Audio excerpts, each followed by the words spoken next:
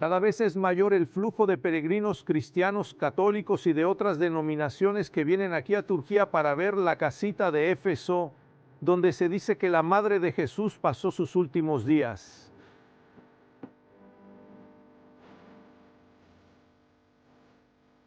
Miles de personas también van a Jerusalén para ver su tumba vacía.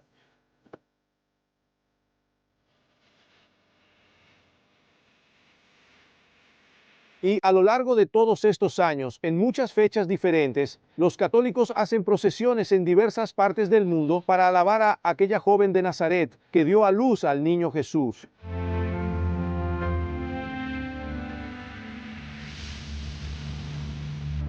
Pero al final, ¿cuándo fue la primera vez que un cristiano hizo procesiones dedicadas exclusivamente a la Madre de Jesús? Quiero decir, ¿fue un cristiano o una cristiana quien empezó todo esto?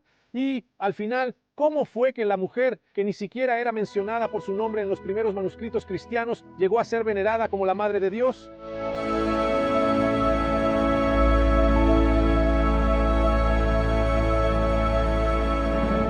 Estoy en Éfeso, donde los cristianos se sienten cerca de la Madre de Jesús. Y quería invitarte a conocer a un personaje muy relacionado con María, pero que quedó prácticamente olvidado en la historia. Y que, si no fuera por ella, tal vez no tendríamos la devoción mariana como la conocemos hoy. Hasta el final de este especial vas a saber cómo una emperatriz con voto de virginidad fue fundamental para que la Madre de Jesús alcanzara los lugares más altos de la fe católica.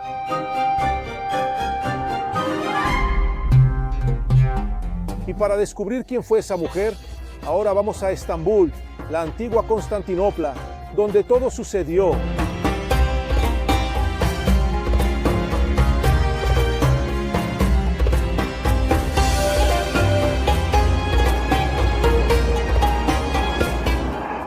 No logro encontrar esta iglesia. Claro que no van a ver letrero, no hay nada, es una ruina, pero tengo las indicaciones aquí del arqueólogo que hizo el descubrimiento. Él habla de una mezquita. Ah, no, espera. La mezquita está allá atrás, entonces, según el mapa, tiene que ser en esta calle de aquí. Tiene que ser aquí.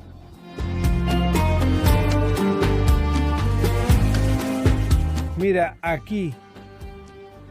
Hay unas lápidas de un antiguo cementerio otomano. Tiene todo el sentido con mi mapa, que muestra que aquí había una mezquita. Aquí está la mezquita. Y detrás de la mezquita es donde estaba la iglesia. Probablemente ya estoy tocando los muros de la iglesia. Pero este todavía es un poco más reciente. Esas paredes, esas sí, ya son más antiguas, mucho más antiguas. Ya estamos llegando. Mira aquí, esta parte de arriba es nueva. Aquí abajo, mira nada más. Estas son las paredes que estoy buscando. Estas paredes son del periodo bizantino. Estamos hablando aquí del final del siglo IV, comienzo del siglo V. Mira aquí. Se está desmoronando. Este polvito de aquí me transporta directamente a la época de nuestra personaje, la época en que la devoción mariana empezó a tomar la forma actual. Y ahí empezamos a entender que tal vez nuestra personaje fue olvidada justamente porque las iglesias que ella construyó fueron destruidas.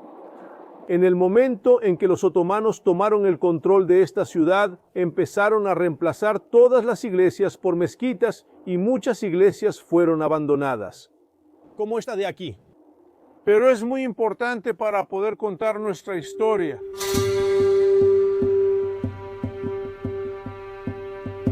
Ahora puedo decirte que estas son las paredes que los arqueólogos identificaron como las de la iglesia que fue construida por el personaje que queremos rescatar.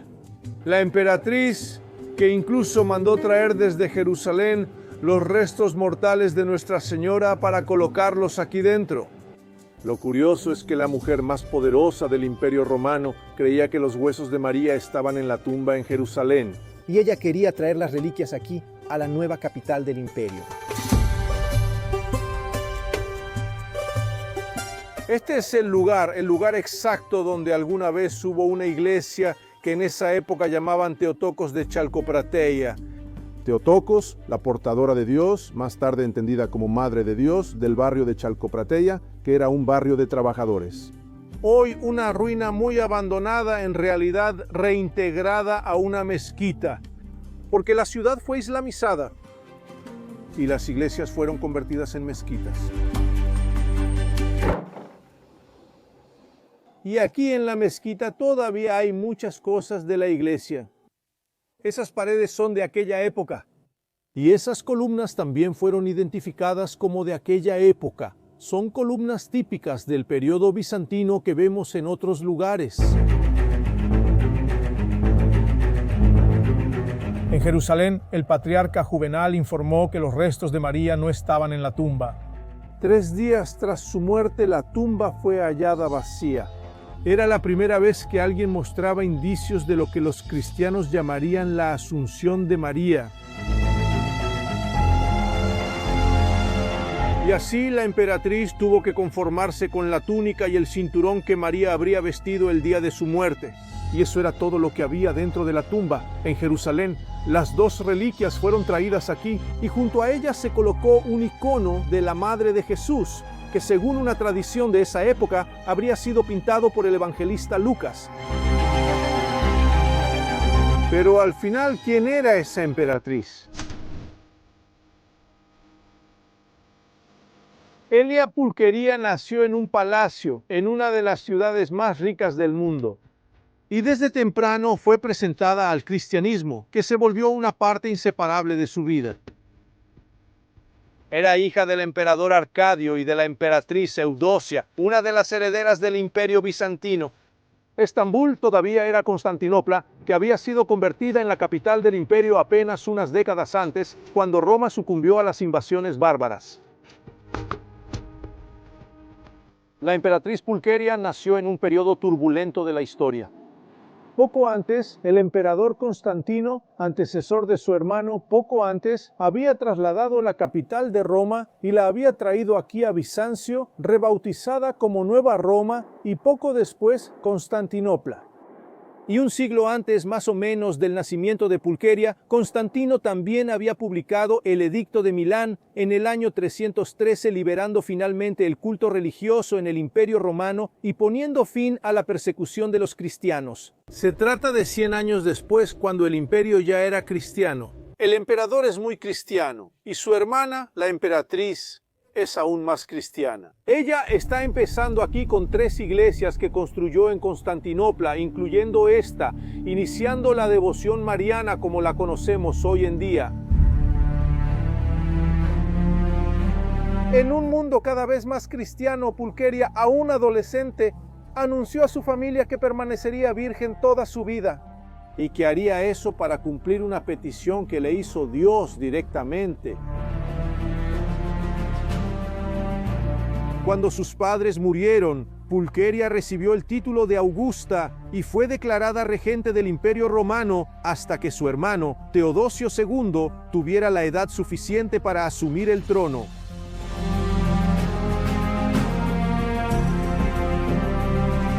No fue mucho tiempo, pero bastó para que ella fuera poderosa siempre. Pulqueria construyó al menos 3 iglesias y todas ellas estaban dedicadas a Teotocos, María reconocida como portadora de Dios. La devoción mariana ya existía, venía desde el II siglo por lo menos, porque de esa fecha es el manuscrito protoevangelio de Santiago que, de forma romantizada, narra cómo habría sido su infancia.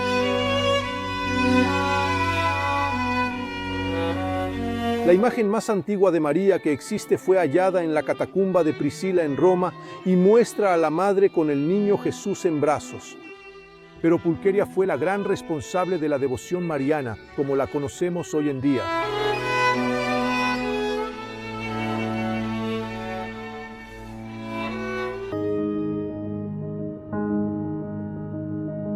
Fue Pulqueria, que no era de la iglesia, pero actuaba mucho dentro de la iglesia, quien instituyó las primeras procesiones semanales dedicadas exclusivamente a María. con velas, imágenes de Nuestra Señora, cantos de alabanza, exactamente como lo conocemos hoy en día. En esa época eso no pasaba, era algo novedoso e innovador en el cristianismo. Basta con recordar que la primera vez que María fue mencionada en un texto sagrado fue en los Evangelios, en el Evangelio de Marcos. En las cartas de Pablo, ella no es mencionada por su nombre. Y los evangelios solo empezaron a aparecer por ahí de los años 70, casi 40 años después de la crucifixión de Jesús. El culto mariano se fue desarrollando con el paso del tiempo y fue Pulqueria quien instituyó la devoción tal como la conocemos ahora. Sin embargo, como vamos a ver ahora, la vida de Elia Pulqueria fue bastante turbulenta.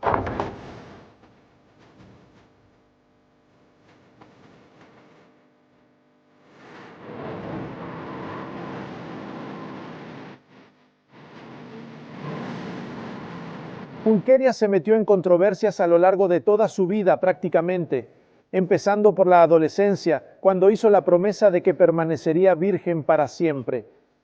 Ella terminó creando un problema en el futuro, porque cuando su hermano, el emperador Teodosio II, murió, él no dejó herederos, y Pulqueria quería casarse para asegurar el trono para ella o para su esposo. Ella se casó con Marciano y tras eso la gente dijo que Pulqueria ya no era virgen. Está casada, hizo el voto de castidad y no lo está cumpliendo. Pero ella decía que no, que su esposo respetaba el voto de castidad. Y quedaba claro para todos que ese matrimonio tenía una razón política, era para mantener el poder de Constantinopla dentro de la familia. Y Pulqueira seguía con eso siendo emperatriz. Y como emperatriz tenía mucho poder sobre los rumbos de la iglesia. Pulqueira y Marciano hicieron lo que se conoció como un matrimonio místico, que al mismo tiempo que abrió el camino para que Marciano fuera el nuevo emperador, preservaba el voto de castidad hecho por Pulqueira. ¿Será que fue un matrimonio por interés? ¿Un amor sublime, sin ninguna relación sexual? ¿O Pulqueira de hecho rompió con el voto de castidad? Toda la cuestión de la virginidad de Pulqueira estaba relacionada con la virginidad de la Virgen María. Pulqueira quería, y no lo ocultaba de nadie, ser vista como un reflejo de María. El problema es que toda esta cuestión de la virginidad y del matrimonio terminó generando una grave acusación de falsedad dentro de la iglesia. Incluso antes de casarse, cuando el nuevo arzobispo fue enviado desde Siria a Constantinopla, Pulqueira entró en conflicto con el hombre más poderoso de la iglesia, en la sede del imperio. El nombre del arzobispo era Nestorio. Y él no quería que María fuera entendida como Theotokos, la portadora de Dios, pues consideraba más correcto que recibiera el título de Cristotokos, la madre de Jesucristo. Molesto por la intervención de Pulqueria en la iglesia, el arzobispo Nestorio prohibió a la emperatriz subir al altar para comulgar, un lugar que estaba reservado para los sacerdotes y el emperador. Nestorio decía que ese no era un lugar para mujeres. El gran enfrentamiento entre ambos inició tras una misa en la Catedral de Santa Sofía, Santa Sabiduría. Cuando el arzobispo de Constantinopla, Nestorio, dijo claramente que María no era la portadora de Dios, que ella no era la madre de Dios. En el duro intercambio de acusaciones, Nestorio empezó a decir que Pulqueria no era virgen para nada y hizo una denuncia que nadie sabe si es verdadera o no. Pulqueria exigía ser tratada como la novia de Cristo y a veces confundía su identidad con la madre de Jesús. ¿Se habría vuelto loca ella o el que estaba loco era el arzobispo? La discusión fue tan grande que culminó en el concilio de Éfeso y terminó con la derrota de Nestorio y el reconocimiento de María como Theotokos, la portadora de Dios, más tarde entendida como Madre de Dios. Victoriosa en el concilio, todopoderosa en el imperio y en la iglesia. En ese momento, Pulqueira determinó que todos los miércoles los cristianos de Constantinopla harían vigilias, trayendo velas, cantando himnos de alabanza y rezando a Nuestra Señora. Y después, todos saldrían en procesión llevando una imagen de María por las calles de Constantinopla. Es uno de los primeros registros que tenemos de una veneración exclusiva dedicada a la Madre de Jesús. Otro lugar sagrado importante para la historia de Pulqueria es la Catedral de Hagia Sofía, la Santa Sabiduría, hoy transformada en la Mezquita Madre. Antes de la actual construcción, hubo otras iglesias en ese sitio. La segunda fue construida por Teodosio II, hermano de Pulqueria, hacia el año 415, ya como un lugar sagrado sumamente importante en Constantinopla.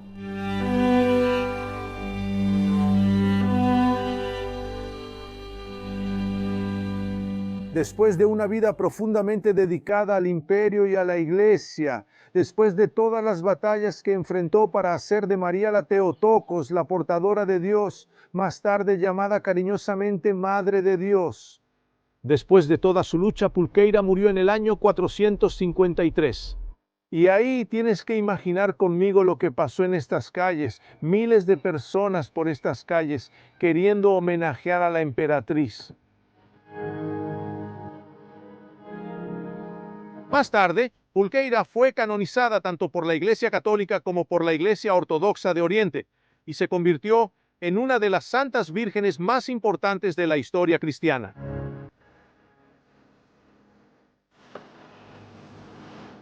Termino esta nuestra inmersión en la historia de Pulqueira preguntándome por qué al final esta emperatriz no es recordada hoy en día. ¿Por qué nadie habla de Elia Pulqueira? ¿Por qué no hay pinturas sobre ella? Casi no hay pinturas que muestren la vida de Elia Pulqueira. ¿Por qué no hay libros? No hay menciones de ella en ningún lado. Ella fue prácticamente borrada de la historia, aunque fue fundamental en la devoción a la Madre de Jesús. Y digo aún más, sin Pulqueira es probable que hoy la mayoría de los cristianos no se refiriera a María como Madre de Dios. ¿Alguna vez has pensado en eso?